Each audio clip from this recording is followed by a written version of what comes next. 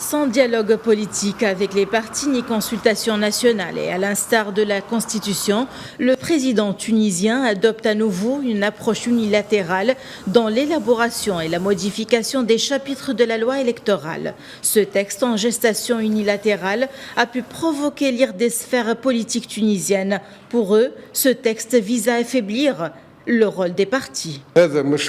Ce projet est la deuxième étape du système politique souhaité par le président. Après la Constitution dans laquelle le président a pratiquement aboli le rôle de contrôle du Parlement, il s'agit aujourd'hui d'affaiblir le rôle des partis dans la vie politique et de faire du Parlement une chambre qui ne fait qu'écho à sa volonté politique.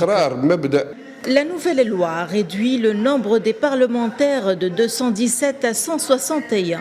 Elle a également réduit le nombre de circonscriptions électorales. Des partis pro-président se sont félicités de la non-exclusion par la loi de tout parti politique. Aujourd'hui, nous remarquons qu'il y a une justice des circonscriptions électorales. Nous soutenons l'élection des individus et cela n'affaiblit pas les partis. Au contraire, nous voyons que cette loi est en faveur des intérêts des partis nationaux. Le Front de Salut National, y compris le mouvement Nahda, une de ses plus grandes composantes, et 6 autres partis politiques ont tous annoncé un boycott des élections législatives prévues le 17 décembre prochain, rejetant l'ensemble du processus politique. Le Front de Salut National a pris une décision définitive, celle de boycotter ces élections. Kais Saïed a choisi la méthode d'unilatéralisme dans laquelle une seule personne prend en main le destin de toute une nation.